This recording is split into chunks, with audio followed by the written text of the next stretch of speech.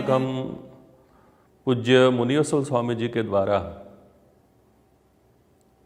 भगवान स्वामीनारायण ने अपनी किशोर वय में जो वन विचरण किया था इसका विवरण सुन रहे थे। वन विचरण करते हुए वे गुजरात पहुँचे और गुजरात के सौराठ प्रदेश में उन्होंने अपने ये महा यात्रा का पूर्णाहुति किया। वहाँ पर वे स्थिर हुए। वहाँ पर स्थिर होकर उन्होंने पूरे सौराठ प्रदेश में एक अभियान चलाया था। ये अभियान था जीवन परिवर्तन का अभियान। उन्होंने विचरण किया, गांव-गांव में गए, शहर-शहर में गए, वहाँ पर लोगों को मिले और उनको मिलकर जीवन परिवर्तन की एक राह दिखाई। ये विचरण के समय वे जिस भी गांव में जाते थे वहाँ पर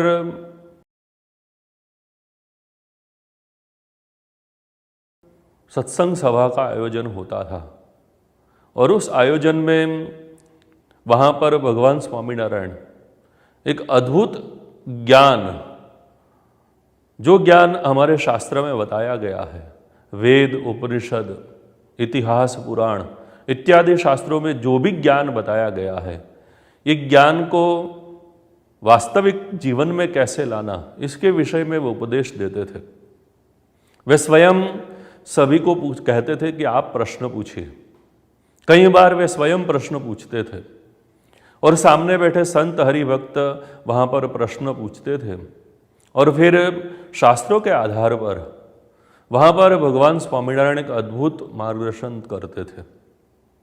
उनका जो ये संवाद था, हरिभक्तों के साथ संवाद, संतों के साथ संवाद, उस समय 4 परमहंस थे, सद्गुरु मुक्तानंद स्वामी, सद्गुरु नित्यानंद स्वामी, सद्गुरु गोपालानंद स्वामी और सद्गुरु शुकानंद स्वामी।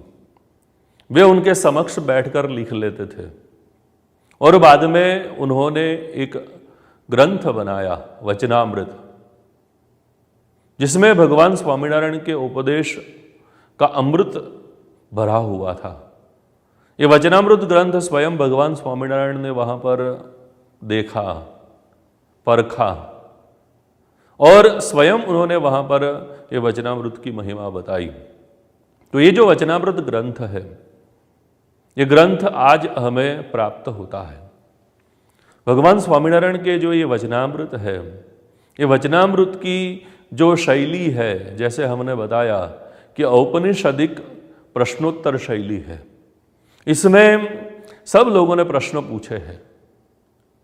छोटे छोटे देहातों के हरिभक्तों ने प्रश्न पूछे हैं और नित्यानंद स्वामी जैसे प्रकांड विद्वानों ने वहाँ पर प्रश्न पूछे हैं। मुक्तानंद स्वामी जैसे अध्यात्म मार्ग में पूरी प्रामाणिकता के साथ चलने वाले साधकों ने भी प्रश्न पूछे हैं और सामान्य देहात में रहने वाले जो अपने जीवन में आती समस्या, अपने मन में उठते प्रश्नों भी उन्होंने वहाँ पर पूछे हैं। ये जो प्रश्न पूछे गए हैं, ये प्रश्नों के उत्तर में भगवान स्वामीनारायण ने एक अद्भुत ज्ञान बहाया है। आज से भगवान स्वामीनारायण के वचनामृतों के ऊपर एक व्याख्यान का प्रारंभ हो रहा है। वचनामृत के बारे में गुजरात में एक प्रसिद्ध लेखक हो गए चंद्रवदन मेहता, उन्होंने बताया है कि इस ग्रंथ में विचारों की स्पष्टता है। उसमें दी गई तर्कशुद्ध प्रस्तुति पढ़ने वाले को मुग्ध कर देती है। भगवान स्वामीनारायण की वाणी हृदय को भेदने वाली है। इसमें मानव मन में उठने वाले प्रत्येक संशयों का शमन एक क्षण में हो जाता है और एक शमन भी ऐसा प्रभावक है कि कभी भी ये संशय उठने का नाम नहीं लेता है।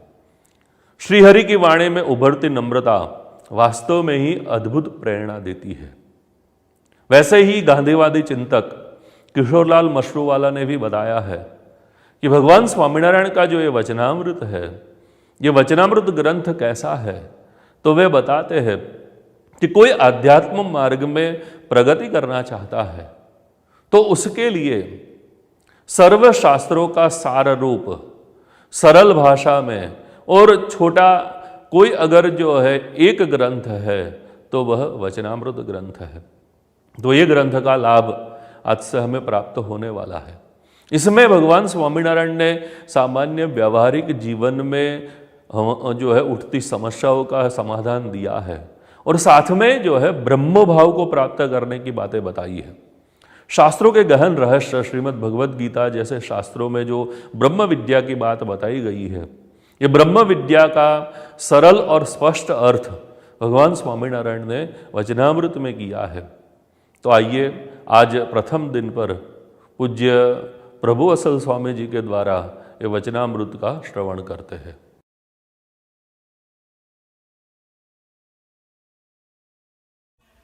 यो अन्तः प्रविश्य मम वाचमिमां प्रसुप्तां सञ्जीवयत्यखिलशक्तिधरः स्वधाम्ना अन्याश्च हस्तचरणश्रवणत्वगादीन् प्राणान्नमो भगवते पुरुषाय तुभ्यम्। श्री स्वामीनारायण भगवान की जय। अक्षर पुरुषोत्तम महाराज की जय। गुणातीतानंद स्वामी महाराज की जय। भगत जी महाराज की जय। शास्त्री जी महाराज की जय। योगी जी महाराज की जय। प्रमुख स्वामी महाराज की जय। महंत स्वामी महाराज की जय। प्रमुख स्वामी महाराज शताब्दी महोत्सव की जय। एक समय योगी जी महाराज बोचासन के अंदर विराजमान थे और गुरु पूर्णिमा का उत्सव चल रहा था। उत्सव पूरा होने के बाद दूसरे दिन योगी जी महाराज वहाँ नगर देखने के लिए निकले, मतलब जहाँ उत्सव हुआ था वो जगह देखने के लिए निकले। तो उन्होंने देखा कि जो मंडप लगा हुआ था उत्सव के लिए वो अभी वैसे का वैसा ही था। तो योगी जी महाराज को वो तो ममत्व वाले, तो उनको लगा कि ये मंडप का किराया चढ़ नहीं रहा है। उन्होंने पूछा तो किसी ने बताया कि नहीं स्वामी, ये मंडप तो मतलब एक ही दिन के लिए था, तो दूसरे दिन का किराया नहीं लगता, अब जब वो निकाल के ले जाए तब ले जाएंगे। तो योगी जी महाराज ने सोचा कि मंडप अभी का ऐसा ही है तो हम उसका उपयोग कर लेते हैं। तो योगी जी महाराज ने कहा कि चलो हम वहाँ कथा कर लेते हैं। तो फिर वहाँ पे सभा हुई और योगी जी महाराज कथा करने की शुरुआत की। तब योगी जी महाराज ने वहाँ पर गढ़ड़ा प्रथम प्रकरण का 16वां वचनामृत उसका मुखपाठ प्रस्तुत किया। पूरा वचनामृत योगी जी महाराज को याद था तो उन्होंने बिना देखे पूरा वचनामृत बोला। और वचनामृत बोलने के बाद योगी जी महाराज ने कहा कि यह एक वचनामृत अगर जो सिद्ध हो जाए तो सारे के सारे 262 जो वचनामृत है हमारे, वो सारे के सारे सिद्ध हो जाएंगे। तो इतना महत्व का और इतना प्रसादी का यह वचनामृत है। इसमें जो नींव की बातें हैं वो इस वचनामृत में है, ऐसा हमें पता चलता है। तारीख 29/5/1965 को योगी जी महाराज बोचासन के अंदर विराजमान थे और कथा हो रही थी। तभी भी योगी जी महाराज ने यह वचनामृत मुखपाठ के रूप में प्रस्तुत किया सभा के अंदर। और फिर योगी जी महाराज कहते हैं कि यह एक वचनामृत सिद्ध हो जाए तो सत्संग के अंदर कोई भी प्रकार का देश काल लगेगा नहीं। थोड़ा ज्ञान करे पर जीवन पर्यंत रहे, ऐसा ज्ञान करना चाहिए। फिर योगी जी महाराज कहते हैं कि यही वचनामृत समझना है, दूसरा ज्यादा समझना नहीं है। हर एक अपने ऊपर यह वचनामृत ले पर दूसरों के ऊपर ना डाले। तो बार बार योगी जी महाराज ने अपने जीवन के अंदर यह वचनामृत की महत्ता हमें समझाई है। ऐसा यह वचनामृत है, आज हम उस वचनामृत का पठन करेंगे।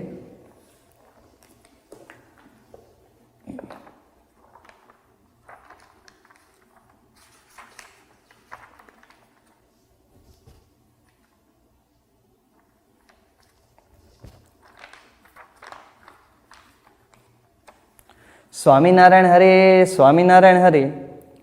वचनामृत गढ़ड़ा प्रथम प्रकरण का 16वां, विवेकशीलता। स्वामीनारायण हरे, स्वामीनारायण हरे। संवत 1876 में मार्गशीर्ष कृष्ण चतुर्थी को श्री जी महाराज श्री गढ़ड़ा स्थित दादा खाचर के राजभवन में विराजमान थे। उन्होंने श्वेत वस्त्र धारण किए थे। उनके मुखारविंद के समक्ष सभा में साधु तथा स्थान स्थान के हरिभक्त बैठे थे। श्री जी महाराज ने कहा, भगवान के जिस भक्त को सत असत का विवेक होता है, वह अपने में विद्यमान दोषों को जान लेता है और विचार करके उन अवगुणों का परित्याग करता है। यदि संत में अथवा किसी सत्संगी में स्वयं को कोई दोष होने का आभास हो तो वह उसका त्याग कर देता है और केवल उसके गुण को ही ग्रहण करता है। उसे परमेश्वर में कोई दोष दिखाई ही नहीं देता। ऐसा भक्त भगवान और संत जो कुछ भी कहे उसे परम सत्य मानकर उनके वचनों में कभी संशय नहीं करता। यदि संत यह कहे कि तुम देह, इंद्रियां, मन और प्राण से भिन्न हो, सत्य हो और आत्मा का ज्ञान रखने वाले हो, ये देहादिक सब असत्य है, इन वचनों को सत्य समझकर उन सब से अलग रहकर वह आत्मा रूप में व्यवहार करता है, परंतु मन के कुसंकल्पों के चक्कर में नहीं पड़ता, जिनके कारण स्वयं को बंधन हो और अपने एकांतिक धर्म में बाधा पड़ती हो। उन पदार्थों तथा कुसंग को परख लेता है तथा उनसे तो दूर ही रहता है और उनके चक्कर में नहीं पड़ता। यदि एकांतिक धर्म में पुष्टि करता विचार हो तो उसे ग्रहण कर लेता है तथा थोथे विचार का परित्याग कर देता है। जो कोई इस प्रकार का आचरण करता हो तो हमें समझ लेना चाहिए कि उसमें विवेक है। इति वचनामृतम, इस प्रकार से गढ़ड़ा प्रथम प्रकरण का 16वां हुआ। भगवान स्वामीनारायण इस वचनामृत में बात करते हैं, विवेक की बात करते हैं भगवान स्वामीनारायण। समाज में ऐसा कहा जाता है कि बिना विवेक नर पशु समाना। हम भी देखते आए हैं कि बचपन से ही ये विवेक की बातें हमें पढ़ाई जाती है, दृढ़ाई जाती है। फिर वो बड़ों का आदर हो, शिस्त का पालन हो, स्वच्छता का पालन हो, सामाजिक विवेक हो या वाणी विवेक हो, ऐसे अनेकों प्रकार के विवेक हमें बताए जाते हैं, समझाए जाते हैं, दृढ़ाए जाते हैं। और दुनिया में जो प्रतिष्ठित लोग हैं उनके जीवन में भी हमें देखने को मिलता है कि ये विवेक दृढ़ होते हैं। जैसे हम आदरणीय माननीय श्री अब्दुल कलाम जी का दृष्टांत ले तो एक बार अब्दुल कलाम जी मतदान करने के लिए मतदान बूथ पर गए थे। वहाँ पे लाइन थी, लाइन के अंदर वो 40वें नंबर पर खड़े थे। तो जो वहाँ पे अधिकारी थे उनको पता चला कि ये तो अब्दुल कलाम जी है। तो अब्दुल कलाम जी के पास गए और उनको कहा कि आप आगे आ जाइए। तब अब्दुल कलाम जी कहते हैं कि नहीं, लाइन में मेरा जहाँ स्थान है मैं वहीं खड़ा रहूँगा, और जब मेरा नंबर आएगा तभी ही मैं अंदर प्रवेश करूँगा। तो ये भी एक प्रकार का विवेक है। तो ऐसे छोटे बड़े विवेक, जो लौकिक विवेक है, वो सभी प्रतिष्ठित व्यक्तियों में जो आगे बढ़े हैं सभी, उनके जीवन के अंदर हमें देखने को मिलता है। दुनिया में भी इसका बहुत महत्व है। जैसे हमें सिखाया जाता है कि कपड़े कैसे पहनने चाहिए, कौन से जगह पे कैसे कपड़े पहनने चाहिए, किस प्रकार खाना खाना चाहिए, हमारी वाणी हमें किस प्रकार बोलना चाहिए, किस प्रकार खड़े रहना चाहिए, किस प्रकार बैठना चाहिए, किस प्रकार सोना चाहिए। ये सारे विवेक हमें स्कूल के अंदर, कॉलेज के अंदर, ट्यूशन के अंदर सब जगह सिखाए जाते हैं, जिसको आज की भाषा में लोग पर्सनालिटी डेवलपमेंट कहते हैं। तो इसके कोचिंग्स भी होते हैं, यूट्यूब पर भी इसकी वीडियोस होती हैं, क्लासेस होते हैं इसके। तो ये एक सब विवेक है। एक तत्व चिंतक हो गए कॉटन करके, उन्होंने भी बताया कि विवेक जो है वह हमारा सबसे बड़ा मित्र है। तो ये सब देखते हैं तब हमें पता चलता है कि विवेक का बहुत बड़ा महत्व है समाज के अंदर। लेकिन ये जो विवेक की बातें हमने सुनी वो सारा लौकिक विवेक है। तो लौकिक विवेक केवल लोक में ही नहीं, केवल हमें लौकिक विवेक की जरूरत नहीं है, लेकिन आध्यात्मिक विवेक की भी जरूरत है। भगवान स्वामीनारायण ने भी यह विवेक हमें सिखाया है कि लौकिक विवेक तो आवश्यक है ही, लेकिन उसके साथ साथ आध्यात्मिक विवेक का भी इतना महत्व है। अध्यात्म मार्ग में भी इस लौकिक विवेक की जरूरत है। तो भगवान स्वामीनारायण ने भी ये जो लौकिक विवेक है वो हमें यहाँ पे सिखाया है, वो भी बताया है, उसकी भी ज़रूरत है, उस पर भी भगवान स्वामीनारायण ने महत्व बताया है।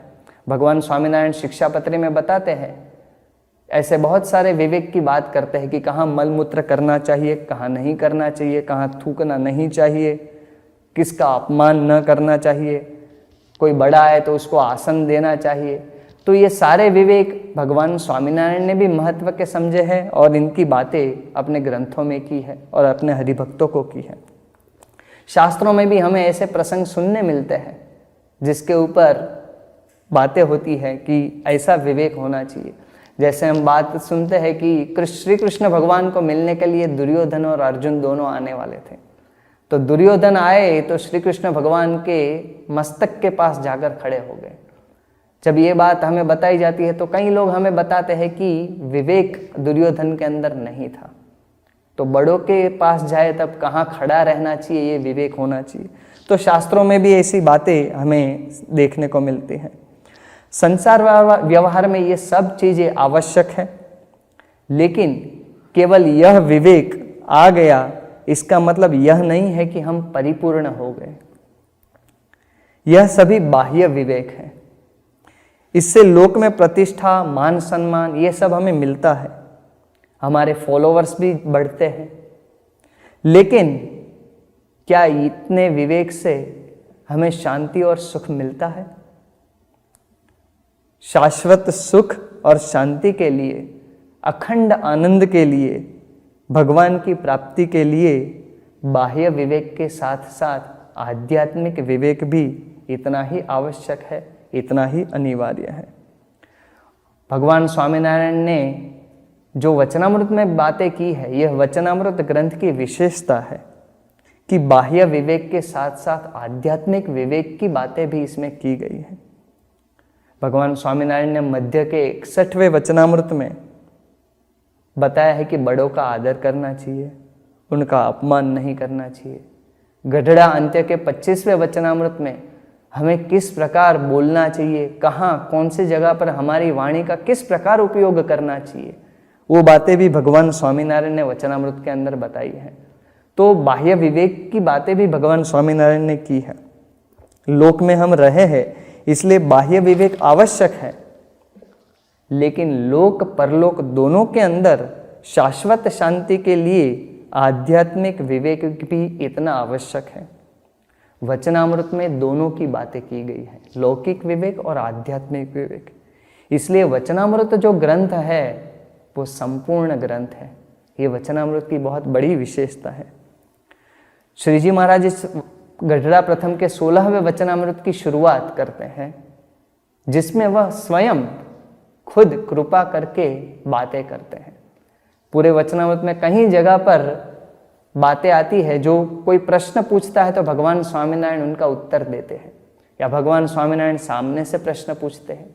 लेकिन इस वचनामृत के अंदर भगवान स्वामीनारायण सभा बैठी हुई थी और खुद बोलने लगे। इससे हमें क्या पता चलता है कि ये बात कितनी महत्व की होगी। वैसे तो सारी बातें महत्व की ही है, लेकिन कई बार क्या होता है कि जो प्रश्न पूछते हैं और फिर उनका उत्तर जो भगवान स्वामीनारायण देते हैं, तो ज़्यादातर जो दूसरे भी बैठे हुए होते हैं उनको लगता है कि ये जो बात है वो ज़्यादातर जिसने प्रश्न पूछा है उनके उपलक्ष्य में कही जा रही है।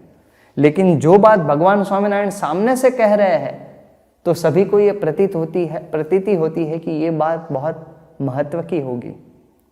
भगवान स्वामीनारायण इस वचनामृत के अंदर खुद बात की शुरुआत करते हैं और 6 प्रकार के विवेक बताते हैं। हम बारी बारी जो विवेक जिस इंसान के अंदर, जिस व्यक्ति के अंदर हो, तो कौन से 6 प्रकार के विवेक हो तो अब वो विवेकी व्यक्ति कहा जाता है, यह बात भगवान स्वामीनारायण इस वचनामृत के अंदर बताते हैं। तो 6 प्रकार के विवेक की बातें हैं। पहला, भगवान स्वामीनारायण पहला विवेक बताते हैं कि अपने में विद्यमान दोषों को जान लेता है। जो विवेकी पुरुष होता है, जो भगवान का भक्त, जिसके अंदर सत असत का विवेक होता है, वो अपने में विद्यमान दोषों को जान लेता है और विचार करके उन अवगुणों का परित्याग करता है। भगवान स्वामीनारायण कहते हैं कि अपने दोषों को जान लेता है। अब अपने दोषों को जान लेना ना, वो बहुत कठिन है। जान लेना उसका मतलब है कि स्वीकार कर लेना। कभी हमें पता हो तो हम उसका स्वीकार कर ले, कोई हमें कहे कि आप में ये दोष है, उसका स्वीकार कर ले, इसका मतलब है जान लेना। हरि कृपा जब होवत है तब सूझत अपना दोष। भगवान की जब कृपा होती है तभी हम अपना दोष जान पाते हैं। लेकिन भगवान की कृपा कब होती है? तो उसके लिए पुरुषार्थ करना पड़ता है, और केवल पुरुषार्थ नहीं, लेकिन सतत पुरुषार्थ करना पड़ता है। एक लड़का एक आम के पेड़ के नीचे खड़ा खड़ा, वो आम के पेड़ के ऊपर आम आए होंगे, पक्के आम होंगे, उसको तोड़ने का प्रयत्न कर रहा था, लेकिन हाइट में छोटा था तो कूद कर उसको तोड़ने का प्रयत्न कर रहा था, लेकिन पहुंच नहीं पा रहा था। तो वहां रास्ते से एक व्यक्ति गुजर रहे थे, उन्होंने देखा कि ये बच्चा आम लेने का प्रयत्न कर रहा है, तो वो व्यक्ति उसके बच्चे के पास आए, ऊपर से आम उन्होंने तोड़ा और बच्चे के हाथ में दे दिया। लेकिन ये कब संभव हुआ? बच्चे को आम क्यों मिला? उसको भी पता था कि मैं शायद पहुंच नहीं पाऊंगा आम को पकड़ने के लिए, लेकिन वो प्रयत्न करता रहा। तो उसके प्रयत्न देखकर दूसरे व्यक्ति को हुआ कि नहीं, ये प्रयत्न कर रहा है तो चलो इसको मदद करते हैं। तो इसलिए अगर हम सतत पुरुषार्थ करते रहेंगे अपने दोषों को जानने के लिए, उसका त्याग करने के लिए, तो हरि की कृपा होगी, भगवान की हमारे ऊपर कृपा होगी। हमारे लिए ये पुरुषार्थ क्या है? दोषों को जानने के लिए हमें कौन सा पुरुषार्थ करना है? तो अंतर्दृष्टि, अंतर खोज। शास्त्री जी महाराज कहते थे कि हमें ही हमारे गुरु बनना पड़ेगा। अगर हम हमारे गुरु बनेंगे तो हमें अपने दोष दिखाई देंगे, हम अपने दोष को पहचान पाएंगे। संप्रदाय के अंदर परम चैतन्यानंद स्वामी का दृष्टांत, उनका प्रसंग हमें बहुत प्रेरणा देता है। भगवान स्वामीनारायण के एक परमहंस थे, सद्गुरु संत कक्षा के परम चैतन्यानंद स्वामी। एक बार गढ़ड़ा गांव के अंदर बहुत बड़ा उत्सव हो रहा था और परम चैतन्यानंद स्वामी गढ़ड़ा के अंदर विराजमान थे। तभी सभी लोग वहाँ घेला नदी है वहाँ उत्सव के लिए गए, लेकिन किसी ने परम चैतन्यानंद स्वामी को आमंत्रण नहीं दिया। तो उनको ऐसा लगा कि मुझे किसी ने बुलाया नहीं, मुझे किसी ने पूछा नहीं। तो उनको थोड़ा अंतर में दुख हुआ। बाद में गोपालानंद स्वामी के एक शिष्य बाल मुकुंद स्वामी, उन्होंने जब परम चैतन्यानंद स्वामी की ये बात जानी और फिर परम चैतन्यानंद स्वामी को कहा कि स्वामी, हम क्या मान मोटप के लिए सत्संग में आए हैं? तब परम चैतन्यानंद स्वामी को लगा कि भाई ये मेरे से छोटे हैं लेकिन मुझे ऐसी बात कर रहे हैं।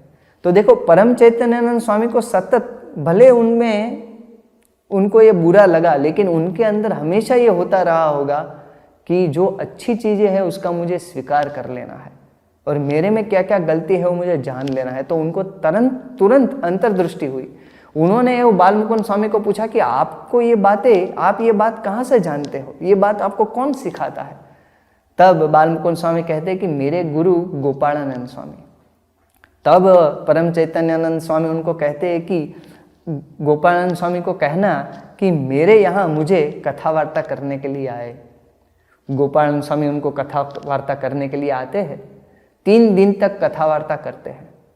पहले दिन तो परम चैतन्यानंद स्वामी बड़े सद्गुरु संत थे, तो वो ऊपर बैठते थे, गोपालानंद स्वामी नीचे बैठकर बातें करते थे। दूसरे दिन दोनों का आसन समान लेवल पर हो गया और तीसरे दिन ऐसा हुआ कि गोपालानंद स्वामी ऊपर बैठे थे और परम चैतन्यानंद स्वामी नीचे बैठ के कथा कर रहे थे। तो कथा वार्ता से परम चैतन्यानंद स्वामी को अपनी गलती का एहसास हुआ, क्योंकि अंतर्दृष्टि वाले थे, पुरुषार्थ करते थे दोषों को जानने के लिए, मिटाने के लिए। तो उनको एहसास हुआ कि गलती मेरी है। फिर उन्होंने कहा कि मैं 12 वर्ष गुरु रहा, 12 वर्ष सद्गुरु रहा, परंतु सत्संगी तो आज हुआ।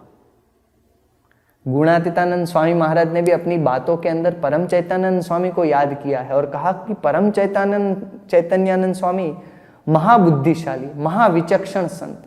तो उन्होंने अपने अंदर अपनी गलतियों को जानकर उसका त्याग किया।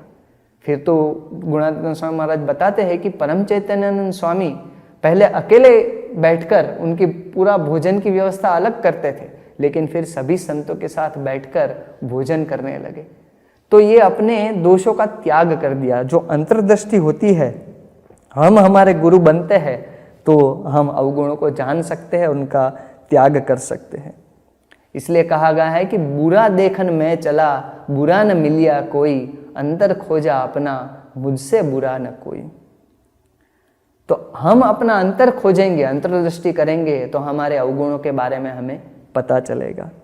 गुणातीतानंद स्वामी महाराज ने अपनी बातों में कहा है कि जैसा दूसरों का दोष देखने का हमें आग्रह है, वैसा हमारे दोष मिटाने का आग्रह हो तो कोई कसर रहेगी नहीं, हमारे दोष मिट जाएंगे। तो हमें ये बात पता चलती है। भगवान स्वामीनारायण कहते हैं कि अपने में विद्यमान दोषों को जान लेता है और विचार करके उन अवगुणों का परित्याग करता है। विचार करके, विचार करना मतलब क्या है? एक वृत्ति है, सतत हमारी वृत्ति होनी चाहिए, हमारी इच्छा होनी चाहिए कि हमें हमारे अवगुणों का त्याग करना है। तो वृत्ति अगर होगी तो कोई हमारा दोष बताएगा तो भी हम प्रसन्न होंगे, हम खुश होंगे। योगी जी महाराज, योगी जी पूरी गुरु परंपरा हम जानते हैं कि वो तो अनादिकाल से माया से परे है, उनमें कोई दोष नहीं है, लेकिन फिर भी वो कैसी इच्छा रखते हैं हमारी प्रेरणा के लिए।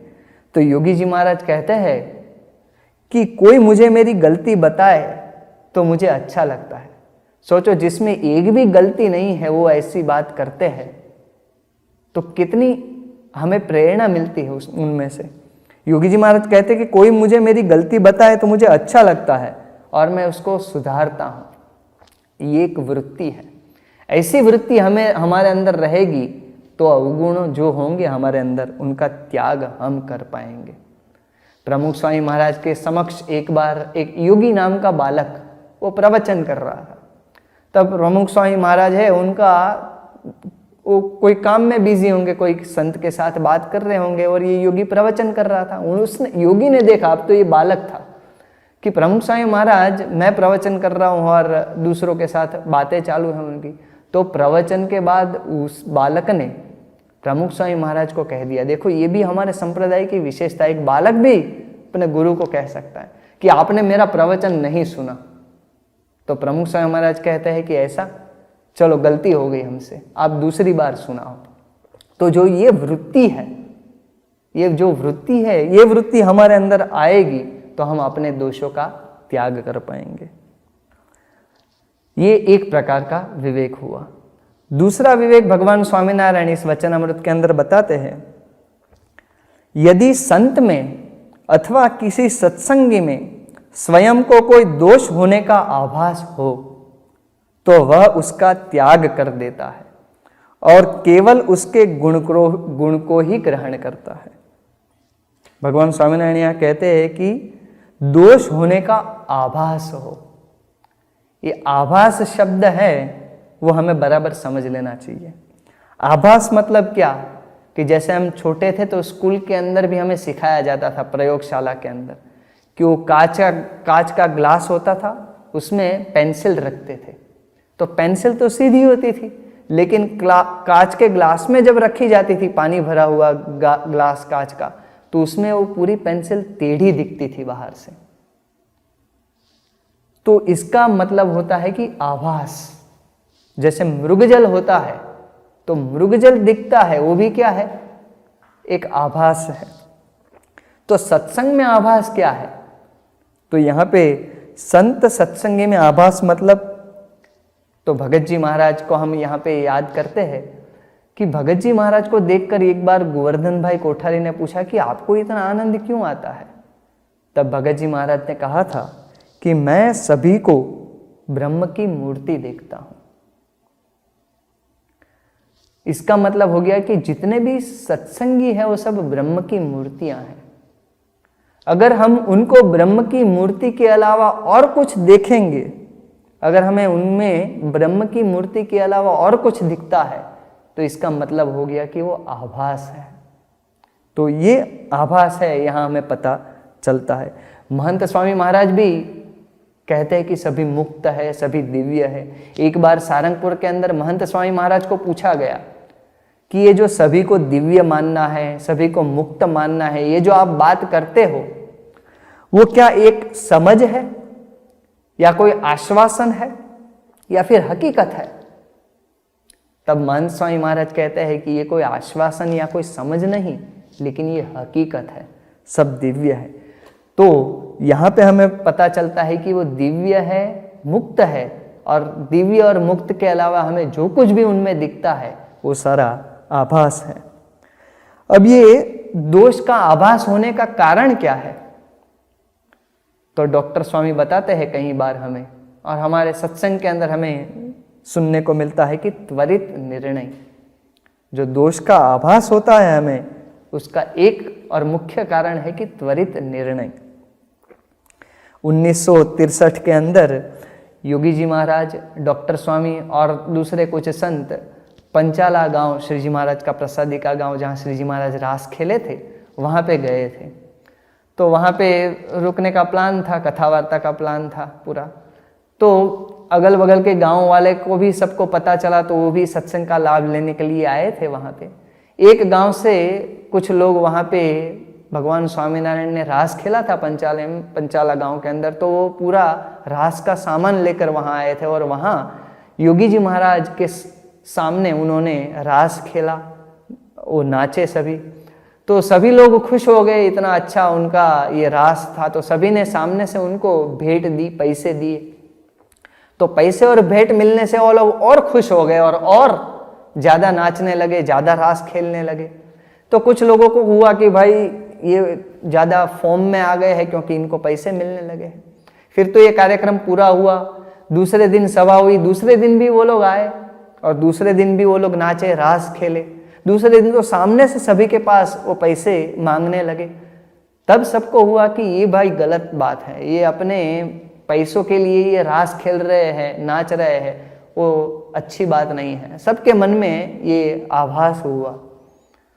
तीसरे दिन जब योगी जी महाराज वहाँ से निकलने वाले थे, तब ये जो रास खेलने वाले थे वो सभी योगी जी महाराज के पास आए और जितने भी पैसे इकट्ठे हुए थे वो योगी जी महाराज के चरणों में रखे। मतलब योगी जी महाराज को कहा कि ये सब हम आपको भेंट देना चाहते हैं। तब सबको प्रतीति हुई कि जितने पैसे इकट्ठे हुए थे ये लोग तो भेंट देने के लिए इकट्ठे कर रहे थे। तो देखो ये आभास हो गया था सभी को, लेकिन जब सच्ची बात पता चली तो सबको प्रतीति हुई कि हमने जो त्वरित निर्णय ले लिया था, तुरंत जो निर्णय ले लिया था वो गलत था। सच बात तो बाद में सभी को पता। एक बार एक सभा के अंदर, एक नए सत्संगी सभा के अंदर जाने वाले थे, तो सभा में जाते जाते बीच में एक हरि भक्त के घर पे पधारे कि सोचा कि इनको मिल के जाते हैं। तो उनके घर पर गए तो देखा कि उनके जो परिवारजन थे वो सभी केले खा रहे थे वहाँ पे। तो फिर इनको भी कहा कि आप भी खाइए, तो बोले नहीं नहीं मैं तो खाली आपसे मिलने आया हूँ, बस सभा में जाना है। तो बोले हम भी आ ही रहे हैं। तो बाद में ये जो हरि भक्त थे वो तो सभा में पहुँच गए। फिर जिनको इन्होंने केले खाते हुए देखा था वो भी हाथ में एक थैली लेकर आए जिनमें केले भरे हुए थे। ये जब उन्होंने देखा तो उनको लगा कि ये जो हरि भक्त है वो सभा के पैसे से केले लाए हैं और वो केले अपने घर के अंदर पहले उन्होंने खा लिए हैं। तो ये सभा के पैसे से इन्होंने खुद ने केले खा लिए घर के अंदर, वो सही बात नहीं है। तो उन्होंने ये बात जानी। फिर उन्होंने ये त्वरित निर्णय, फिर उन्होंने अगल बगल में बैठे हुए दूसरे लोगों को भी ये बात की। फिर तो सारी सभा में ये चर्चा होने लगी कि भाई ये जो हरि भक्त है वो मंदिर के पैसे से, ठाकुर जी के पैसे से केले खा रहे हैं। तो ये बात चर्चा होती हुई थी। कार्यकर को, संचालक को पता चली कि भाई ऐसा कुछ हो रहा है। तो उन्होंने भी जब पता किया तो वो हरि भक्त को पूछा, प्रसाद जिनका था उनको, कि भाई ऐसी बातें हो रही है। तब उन्होंने स्पष्टता की कि भाई मैं तो बाजार में घर के लिए केले लेने गया था, तो मैंने देखा कि केले तो बहुत अच्छे हैं, तो मैंने सोचा चलो क्यों ना सभा में भी आज मैं प्रसाद बांट दूँ इन केलों का। तो मेरे पैसों से मैंने ये केले खरीदे और मैं तो घर के लिए लाया था इसलिए घर में खा रहे थे, लेकिन अच्छे थे तो ज़्यादा ले लिए और सभा में भी प्रसाद करवा दिया। तब जाके सबको पता चला कि भाई एक त्वरित निर्णय ले लिया तो कितनी बड़ी हमारे से गलती हो गई। तो हमें यहाँ ये पता चलता है। एक बात एक आदमी को पता चली, उसने क्या किया, 10 लोगों के साथ शेयर की, तो 10 लोगों को फॉरवर्ड किया। तो अभी तो व्हाट्सएप का ज़माना है, तो एक बात जो पता चलती है त्वरित निर्णय, तो इतनी फैला देते हैं हम, लेकिन बाद में पता चलता है कि ये हमारा त्वरित निर्णय था, तो ये गलत बात थी, ये हमारा आभास था। एक बार एक चर्चा हो रही थी 2 लोगों के बीच के सत्य और असत्य में कितना अंतर है। तब वहाँ कहा गया कि केवल 4 उंगली जितना। क्यों? क्योंकि कान जो सुनता है और आँख जो देखती है उसके बीच 4 उंगली का अंतर है। कान से सुना हुआ हमेशा सही नहीं होता, इसलिए आँख से देखना चाहिए। और आँख और हमारी जो बुद्धि है उसमें भी 4 उंगली का अंतर है। तो कई बार आँखों से देखा हुआ भी सच नहीं होता, तो हमें बुद्धि से विचार करना चाहिए। तो कान से सुना हुआ, आँखों से देखा हुआ, उसको बुद्धि से विचार करने के बाद ही सच मानना चाहिए। तो सत्य और असत्य का इतना अंतर है। एक ये त्वरित निर्णय हुआ। दूसरा आभास होने का कारण है पंच विषय में हमारी आसक्ति। जैसे हम कहीं भोजन ले रहे हो सभा के अंदर या कहीं शिविर के अंदर, कहीं पे भी, और हम देख रहे हो कि हमारे आगे एक हरिभक्त प्रसाद लेके गए हैं वहाँ काउंटर से, और उन्होंने अपनी डिश के अंदर 4 गुलाब जामुन लिए हैं। हम जब उठकर गए गुलाब जामुन लेने के लिए तो देखा कि वो 4 ही बचे थे, वो चारों के चारों वो हरिभक्त ने ले लिए हैं। अब हमें खुद को इच्छा है गुलाब जामुन खाने की, त्वरित इच्छा है, लेकिन हमने देखा कि वो हरिभक्त ने ले ली है, तो हम क्या सोचेंगे, अरे ये तो स्वादी है, इसको आसक्ति है। तो हमारी आसक्ति के कारण हम दूसरों के अंदर ये दोष देखते हैं। भगवान स्वामीनारायण ने लोया के 17वें वचनामृत में बताया है कि पंच विषय में आसक्ति हो और संत उन्हीं विषयों का खंडन करे तो संत के प्रति भी हमें असद्भाव हो जाता है। तो ये पंच विषय में आसक्ति, ये भी एक कारण है आभास होने का। तीसरा एक कारण है देहाभिमान, कि सम्मान, जो सबका सम्मान होता हो तब वहाँ पे हमें कोई दिक्कत नहीं होती है, लेकिन हमारा सम्मान ना होता हो और हमारे मंडल में से ही या हमारे जैसे हरिभक्त में से ही किसी का सम्मान होता हो तो हमें उस सम्मान की जगह उसके अवगुण दिखाई देते हैं।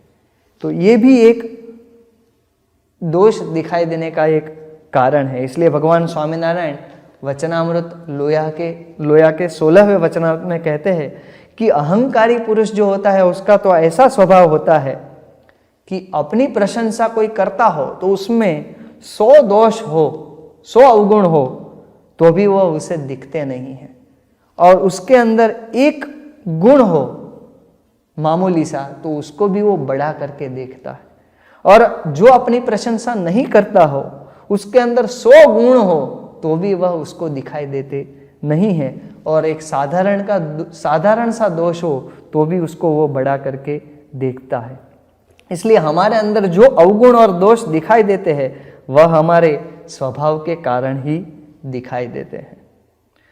दूसरी बात है कि ये जो अभाव अवगुण हमें दिखाई देते हैं, हम लेते हैं, उससे हमें ही नुकसान होता है। क्या नुकसान होता है? तो एक तो सत्संग का सुख नहीं आता। योगी जी महाराज योगी गीता में कहते हैं कि अगर हम सत्संग के अंदर अभाव अवगुण रूप खटास न रखे तो सत्संग का सुख हमें आम की तरह मीठा लगेगा। तो अगर अभाव अवगुण का त्याग कर देंगे तो जो सत्संग का सुख है वो हमें सच में प्राप्त होगा। दूसरा इसमें नुकसान है बड़ा कि भगवान और संत की अप्रसन्नता हमारे पर हो जाती है। भगवान स्वामीनारायण गढ़ड़ा अंत्य के 21वें वचनामृत में कहते हैं कि अवगुण जो लेता है, तो अवगुण लेने वाला उसे हम देखना भी पसंद नहीं करते। सोचो कितनी बड़ी अप्रसन्नता है। अगर भगवान ही हमको देखना पसंद नहीं करेंगे तो फिर हमें सत्संग में क्या सुख आएगा, क्या मिलेगा, क्या प्राप्ति होगी। भगवान स्वामीनारायण मध्य के 28वें वचनामृत में कहते हैं कि हमें जो अवगुण लेने वाला होता है उसका अभाव आ जाता है, भगवान को अभाव आ जाता है। हमें उससे बात करने की इच्छा होती है पर फिर भी बात करने का हमारा मन नहीं करता। देखो इतना बड़ा नुकसान ये अभाव अवगुण से हमें होता है। गुणातीतानंद स्वामी महाराज भी अपनी बातों में कहते हैं कि नित्य रोज 1 लाख रुपये कोई लाता हो, मंदिर में सेवा करता हो, 1 लाख रुपये उस समय के अंदर कितनी बड़ी सेवा है। लेकिन गुणातीतानंद स्वामी महाराज कहते हैं कि लेकिन अगर जो वो हरिभक्त का अभाव लेता हो तो वो हमें पसंद नहीं है। तो इसलिए ये दूसरों का जो अवगुण है उसका हमें त्याग कर देना चाहिए और उसके गुण का ही ग्रहण करना चाहिए। ये जो गुण का ग्रहण करना वो तो उससे भी आगे की बात है, लेकिन दोनों रिलेटेड है। कैसे? तो गुण ग्रहण करेंगे तो अवगुण ऑटोमेटिक बंद हो जाएंगे। तो मतलब अवगुण अगर आपको छोड़ने हैं, किसी के अवगुण देखने का आपका स्वभाव है, उसका त्याग करना है, तो उसके गुण ग्रहण करने लगेंगे तो ये हमें एक लाभ होगा। दूसरा लाभ भगवान स्वामीनारायण बताते हैं प्रथम के 67वें वचनामृत में कि अगर हम दूसरों में गुण देखेंगे तो वह गुण हमारे अंदर आते हैं। भगवान स्वामीनारायण कहते हैं, निर्मलानंद स्वामी का यहाँ पे हम दृष्टांत देखें तो निर्मलानंद स्वामी करके भगवान स्वामीनारायण के एक परमहंस थे। वो उनके साथ वाले संत एक बार कहीं विचरण में होंगे और फिर विचरण से भगवान स्वामीनारायण जहाँ पे थे वहाँ पे आए। अब भोजन का समय हो चुका था और सारा भोजन जो था वो बट चुका था, सभी के पत्तर के अंदर जो भोजन पात्र होता है उनके अंदर। किसी ने शुरुआत नहीं की थी, ये दोनों संत आ गए, भगवान स्वामीनारायण ने कहा अब तो सारा भोजन बट चुका है, लेकिन आप एक काम करो, अपना जो भोजन पात्र है वो लेकर सभी संतों के पास जाओ और सभी संत आपको थोड़ा थोड़ा देंगे और आपके पास भोजन हो जाएगा, क्योंकि अभी तक भोजन की शुरुआत किसी ने की नहीं है। ये दोनों संत सभी संतों के पास गए, सभी ने अपने पत्तर के अंदर, अपने पात्र के अंदर जो अच्छी चीज़ें थी वो निकाल के उनके पत्तर में दी, तो उनका दोनों का पत्तर जो पात्र था भोजन का वो अच्छी अच्छी चीज़ों से पूरा भर गया। तो भगवान स्वामीनारायण कहते हैं कि हमारे अंदर अच्छे गुण आते हैं अगर हम गुण ले तो। भगवान स्वामीनारायण आगे कहते हैं प्रथम के 28वें वचनामृत के अंदर कि सत्संग में जो गुण ग्रहण करने वाला होता है वो सत्संग में आगे बढ़ जाता है और उसकी जो शुभ वासना है वो दिन दिन प्रति बढ़ती जाती है, उसे सत्संग का सुख आता है। शुभ वासना वृद्धि जब होती है, सत्संग में हम जब आगे बढ़ते हैं तो हमें सत्संग का सुख आता है। कोठारी गोवर्धन दास जो वड़ताल मंदिर के कोठारी थे, वो हरिभक्त थे, संत नहीं थे, लेकिन वो इतने बड़े थे कि उनकी स्थिति भी इतनी उच्च थी कि 4 आचार्य वड़ताल के नीचे, उनके हाथ के नीचे पसार हो चुके थे। और कोठारी गोवर्धन दास, उनका वर्तन भी इतना शुद्ध, क्योंकि वड़ताल के अंदर 2000 संत रहते थे, तो 2000 संत उनको दंडवत करते थे। वो तो पार्षद थे, तो संत भी उनको दंडवत करते थे, उतना उच्च आदर्श उनका वर्तन था। लेकिन जब उन्होंने भगत जी महाराज को देखा पहली बार तो वो भी आश्चर्यचकित हो गए कि इतना आनंद, इतना सुख इनके चेहरे पर, इतनी खुशी।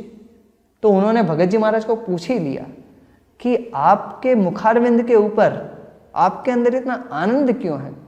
तो भगत जी महाराज कहते हैं कि मैं जितने भी सत्संगी संत हरिभक्त है उन सभी को ब्रह्म की मूर्ति देखता हूँ।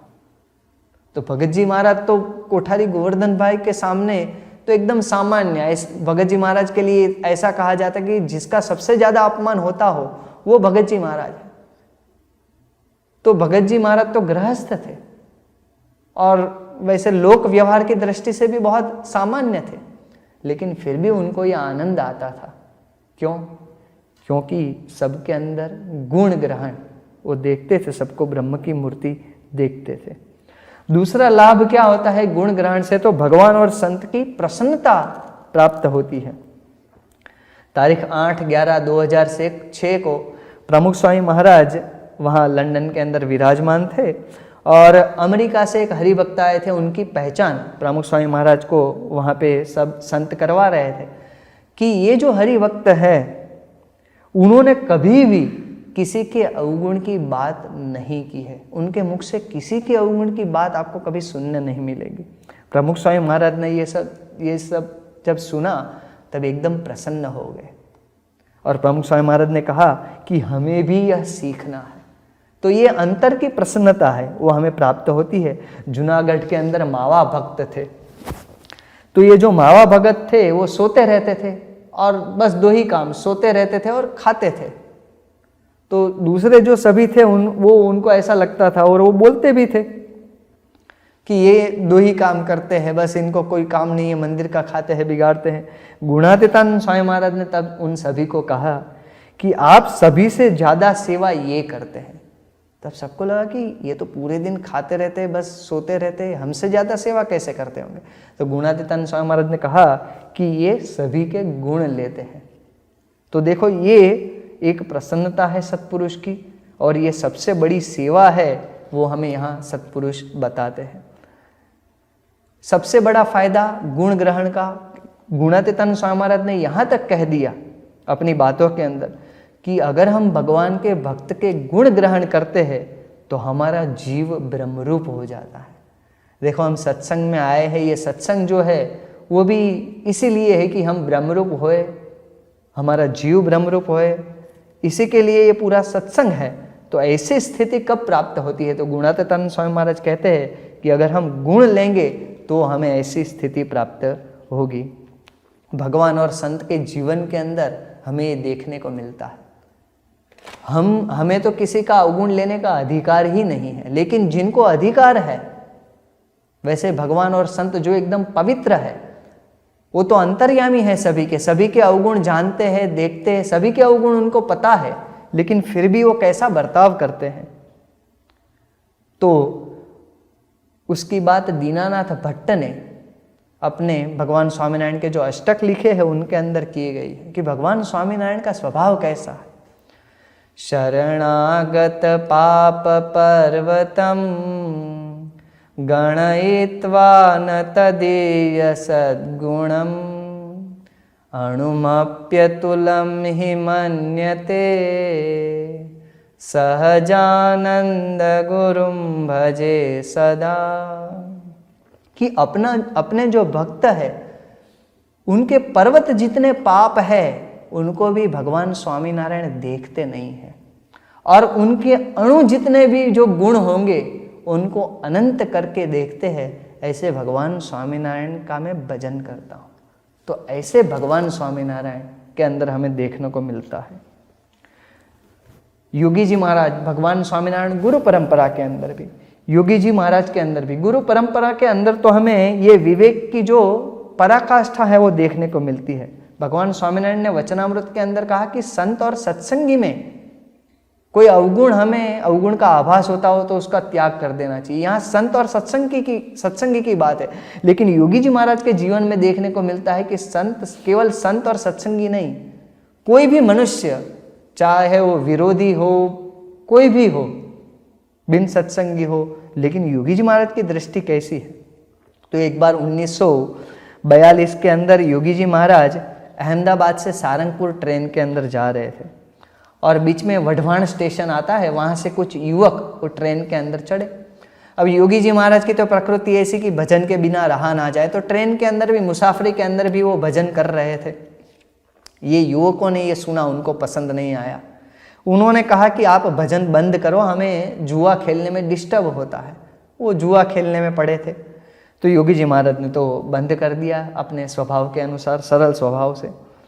अब ये जो युवक थे सारे, उनको राणपुर स्टेशन उतरना था, लेकिन जुआ खेलने में इतने तल्लीन हो गए कि राणपुर स्टेशन चला गया और बोटाद स्टेशन आ गया। तब सभी को लगा कि अब भाई राणपुर तो चला गया। योगी जी महाराज के साथ जो थे उनको सबको पता चला कि भाई देखो, इन्होंने हमारे कीर्तन बंद करवा दिए, इसके लिए उनके साथ ऐसा हुआ, और उनका स्टेशन छूट गया। तब योगी जी महाराज क्या कहते हैं? योगी जी महाराज कहते हैं कि ऐसा नहीं है। उनको जुआ खेलने के अंदर जितना इशक है, जितनी आसक्ति है, वैसी आसक्ति अगर हमें भगवान के भजन में हो जाए तो हमें भी भगवान का सुख आएगा। तो योगी जी महाराज ने वहाँ भी गुण लिया। 1970 के अंदर योगी जी महाराज मोम्बासा के अंदर थे।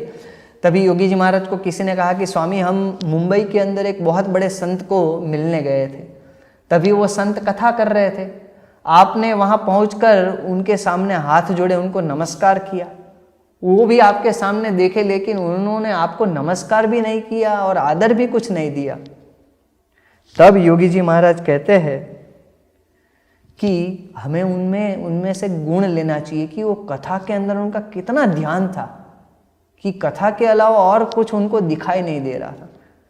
तो सभी जानते थे कि ये उनका अहंकार था वो संत का, लेकिन योगी जी महाराज ने उनके अंदर गुण लिया। तो ये हमें उनके जीवन के अंदर देखने को मिलता है।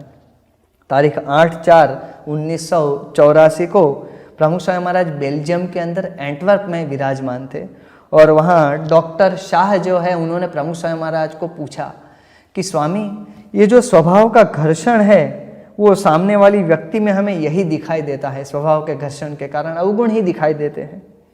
तो आप तो सभी के स्वभाव जानते हो, फिर भी आप कैसी दृष्टि रखते हो सभी को देखने के लिए? तब प्रमुख स्वामी महाराज कहते हैं, भगवान और संत किसी के अवगुण देखते ही नहीं है, जानते हैं फिर भी देखते नहीं है, दिखाई दे फिर भी अंध होना चाहिए। हमें किसी के अवगुण दिखाई दे तो भी हमें अंध हो जाना चाहिए, सुनाई दे तो हमें बहरे हो जाने चाहिए। व्यक्ति में 99 अवगुण होंगे, पर एक गुण तो होगा ही, हमें उस गुण का स्वीकार कर लेना चाहिए। तो यहाँ योगी जी महाराज जो कहते थे वो हमें गुरु परंपरा के जीवन के अंदर देखने को मिलता है।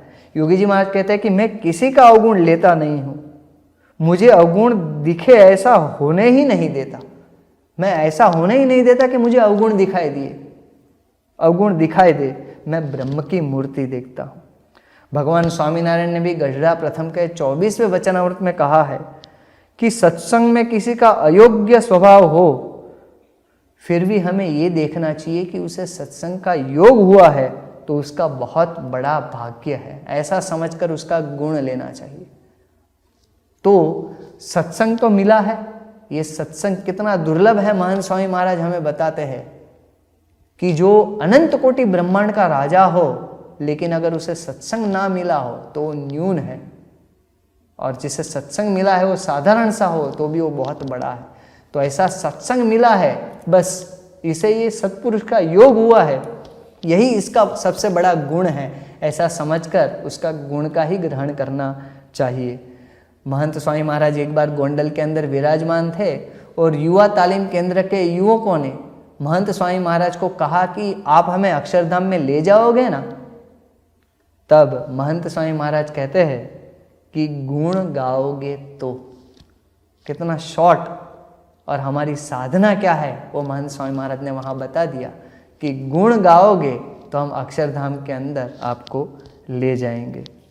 तो ये हमें गुरु परंपरा के जीवन के अंदर देखने को मिलता है, गुरु से प्रेरणा मिलती है।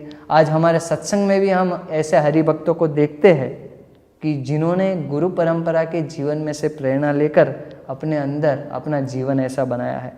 लंदन के अंदर वहाँ ल्यूटन के अंदर एक नोंधना गांव के हर्षद भाई पटेल और रमेश भाई शाह है।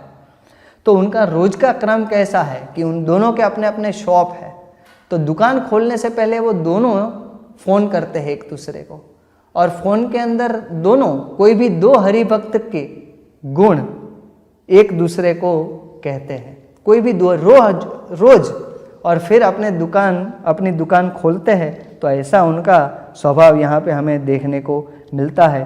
तो महंत स्वामी महाराज भी हमें ये गुण ग्रहण पर कितना वजन देते हैं, महत्व देते हैं। तो बार बार हम देखते हैं कि कहीं पे भी वो गुण ग्रहण की गोष्ठी करवाते हैं, कोई भी चीज़ हो तो गुण ग्रहण उसके अंदर जोड़ते हैं महंत स्वामी महाराज।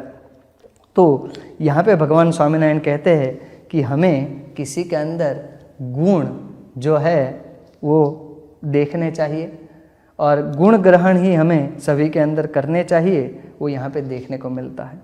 तीसरी बात भगवान स्वामीनारायण तीसरा विवेक यहाँ पे बताते हैं कि भगवान के स्वरूप में तो किसी दोष का आभास ही नहीं होता। पहली बात हमने की कि हमारे अंदर जो अवगुण है उसको जाने और उसका त्याग कर दे। फिर सत्संगी और संत में अगर हमें कोई अवगुण का आभास होता हो, देखो हमारे अंदर तो अवगुण है, उसका त्याग कर देना है, लेकिन संत और सत्संगी के अंदर अवगुण नहीं है ऐसा ही हमें देखना है, और जो हो रहा है हमें दिखाई दे रहा है वो केवल आभास है ऐसा हमें समझना है। इससे हमें ये नहीं समझ लेना है कि भाई हमारे अंदर भी किसी को अवगुण नहीं देखने हैं, भाई हमारे अंदर भी किसी को आभास नहीं रखना है, वो हमारी व्यक्तिगत साधना है। तो दूसरी बात भगवान स्वामीनारायण ने कही कि उसका गुण ग्रहण करना है, किसी का अवगुण देखना नहीं है। तीसरा विवेक भगवान स्वामीनारायण वचनामृत के अंदर बताते हैं कि भगवान के स्वरूप में, परमेश्वर के स्वरूप में तो किसी दोष का आभास ही नहीं होता जो विवेकी पुरुष होता है। ये बहुत बड़ी बात है कि भगवान के अंदर अगर हमें दोष का आभास हो गया तो फिर तो हमारे जीव का नाश हो जाता है, ऐसा भगवान स्वामीनारायण वचनामृत में बताते हैं। हमें ये समझ लेना चाहिए कि भगवान के चरित्र जो है वो दिव्य है। भगवान स्वामीनारायण ने भी ये बात कही है, कार्यायण के 6वें वचनामृत में भगवान स्वामीनारायण बताते हैं कि हमें तो काम, क्रोध, लोभ, मान, मत्सर, ईर्ष्या इन सभी का कभी भी हृदय में थोड़ा सा भी विचार नहीं आया, और पंच विषय का तो हृदय में अति अभाव है, पर एक भी विषय के प्रति भाव नहीं है। भगवान स्वामीनारायण अपनी बात कर रहे हैं। मध्य के 33वें वचनामृत में तो भगवान स्वामीनारायण वहां तक कहते हैं कि जिस दिन से हमने जन्म लिया है उस दिन से आज तक पर्यंत जागृत, स्वप्न और सुषुप्ति में हमें द्रव्य या स्त्री का संकल्प हुआ हो तो सभी परमहंसों की कसम है। तो सभी परमहंसों की कसम खाकर भगवान स्वामीनारायण ये कहते हैं। तो देखिए कि उनका जीवन, उनका चरित्र कितना दिव्य है। भगवान स्वामीनारायण कहते हैं कि हमारे सभी चरित्र, क्रिया और नाम स्मरण है वह कल्याणकारी है। भगवान और भगवान के ऐसे अखंड धारक संत, उनके भी सभी चरित्र जो है वो दिव्य है। तारीख 23/6/2009 को रात्रि भोजन के समय अभय स्वरूप स्वामी मुंबई के अंदर प्रमुख स्वामी महाराज को उन्होंने बताया, अभय स्वरूप स्वामी ने, कि स्वामी एक हरिभक्त का मुझे फ़ोन आया और वह मुझे कह रहे थे कि मुझे प्रमुख स्वामी महाराज के अंदर बार बार मनुष्य भाव आ रहा है। तो प्रमुख स्वामी महाराज को मेरी ओर से प्रार्थना करना और प्रमुख स्वामी महाराज को विनती करना कि मेरे ऊपर दया करे। तब प्रमुख स्वामी महाराज एकदम भाव में आ गए और प्रमुख स्वामी महाराज कहने लगे कि मेरे अंदर दोष है ही नहीं, वह तो जिनमें होता है उसे मुझ में दिखाई देता है। तो भगवान और संत जो है वो एकदम पवित्र है, दिव्य है, उनमें कभी भी ये दोष थे नहीं, है नहीं और रहेंगे नहीं, क्योंकि वो अनादिकाल से माया से परे है। तो हमें ये देखने को मिलता है कि वो दिव्य है और है। अगर हम ये नहीं समझेंगे तो हमें ही नुकसान होगा। वरताल के 12वें वचन में भगवान स्वामीनारायण कहते हैं कि भगवान के चरित्र में अगर हमें संशय हुआ तो जीव पूर्णमासी चंद्र जैसा होगा हमारा, तो अमावास्या के चंद्र की तरह हो जाएगा। कहने का मतलब कि हमारा कल्याण के मार्ग से पतन हो जाएगा। और अगर गुण लेते हैं तो फायदा भी इतना होता है। अपने अंदर भगवान स्वामीनारायण कहते हैं कि अपने अंदर कैसे ही बुरे स्वभाव हो, पर भगवान को अतिशय निर्दोष समझते हैं तो हम खुद भी अतिशय निर्दोष हो जाते हैं। हमें पता है कि जूनागढ़ के अंदर जो एक नागर ब्राह्मण था जो सत्संगी नहीं था, तो उसको ऐसा होता था कि ये जो जूनागढ़ मंदिर के महंत है गुणातीतानंद स्वामी महाराज, जो क्या खाते होंगे।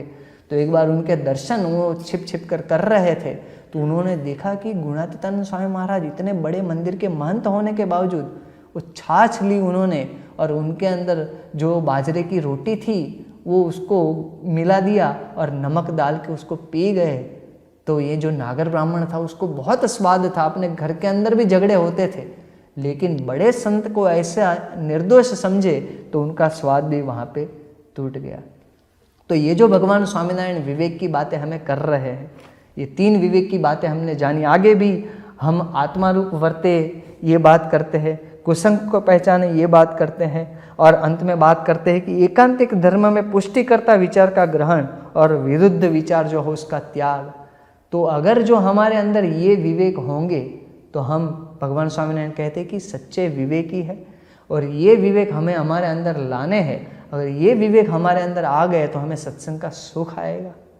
तो आज हम भगवान स्वामीनारायण और गुरु परंपरा के चरणों में प्रार्थना करते हैं कि उनके जीवन के अंदर जो ये विवेक है और जो उन्होंने ये विवेक हम सबको सिखाया है और हम अपने जीवन के द्वारा हमें ये विवेक समझाया है, हमें प्रेरणा दी है, वो विवेक हमारे सभी के अंदर आए।